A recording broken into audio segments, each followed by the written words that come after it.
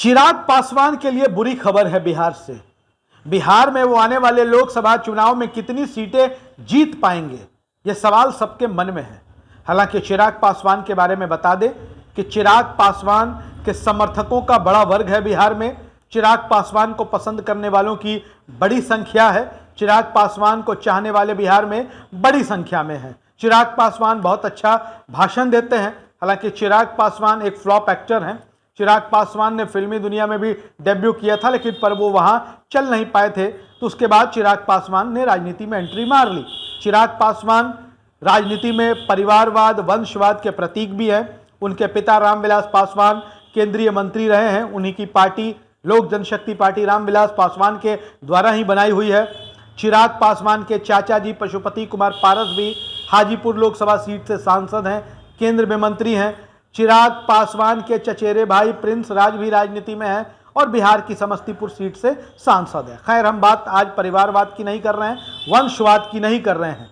चिराग पासवान के लिए आने वाला लोकसभा चुनाव बुरा कैसे हो सकता है, हम सर्वे के आंकड़े आपके सामने कुछ रखना चाहते हैं। दरअसल आपको बता दें कि इंडिया टीवी CNX का सर्वे आया है और इस सर्वे के मुताबिक लोक जनशक्ति पार्टी को पिछली बार की अपेक्षा 50% सीटें भी नहीं मिल रही हैं। दरअसल आपको बता दें कि 2014 का जब लोकसभा चुनाव हुआ तो चिराग पासवान ने बीजेपी के साथ मिलकर चुनाव लड़ा। 2019 का लोकसभा चुनाव हुआ तो चिराग पासवान की पार्टी ने बीजेपी और जेडीयू के साथ मिलकर चुनाव लड़ा और दोनों ही चुनाव में उनको 6 लोकसभा की सीटें मिली।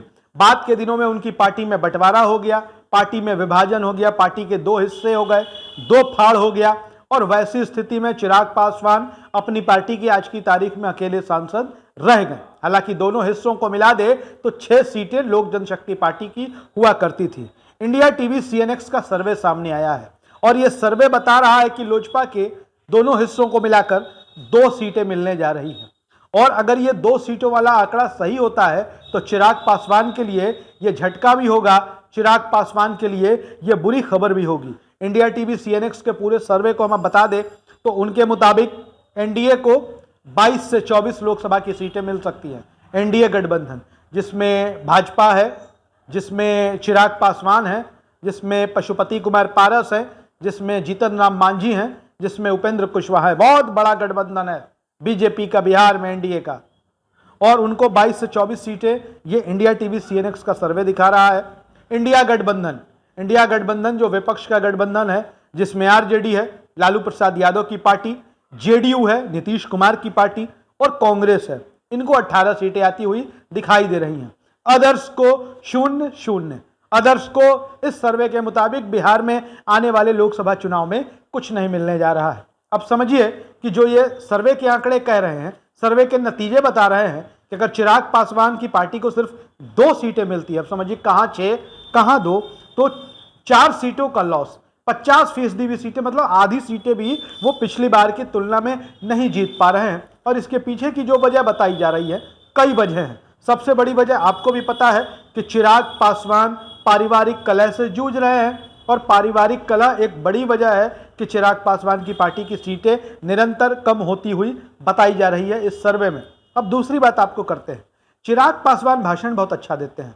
चिराग पासवान को आप देखेंगे कि जब वो दिल्ली से पटना आते हैं तो पटना एयरपोर्ट पर बहुत लच्छेदार भाषण करते हैं, प्रेस कॉन्फ्रेंस करते हैं, खूब निशाना साधते हैं नीतीश कुमार पर।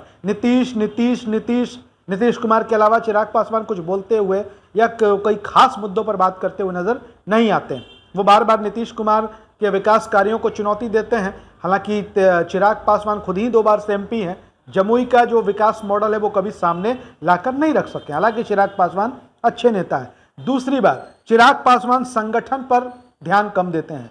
बिहार में 40 लोकसभा की सीटें हैं, बिहार में 38 जिले हैं, लेकिन इन जिलों में आप लोक जनशक्ति पार्टी या चिराग पासवान की पार्टी का संगठन आपको नहीं के बराबर नजर आएगा, संगठन आपको नजर नहीं आएगा। यह सही है कि चिराग पासवान के पास उनकी जाति का आधार वोट बैंक उनके साथ है, बड़ी मजबूती से उनके साथ है, लेकिन संगठन पर चिराग पासवान की पार्टी काम करती हुई कम से कम नजर नहीं आती। और यही वजह है, एक तो पारिवारिक कलह, दूसरा संगठन पर ध्यान नहीं देना।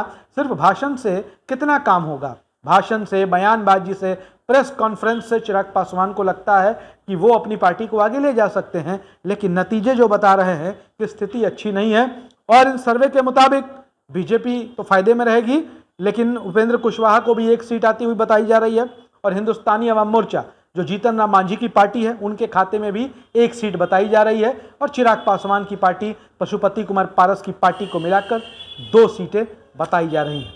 अब नतीजे क्या होंगे ये तो चुनाव के बाद ही पता चलेगा, लेकिन ये जो आंकड़े हैं बड़े दिलचस्प हैं, लेकिन चिराग पासवान को परेशान करने के लिए काफ़ी हैं।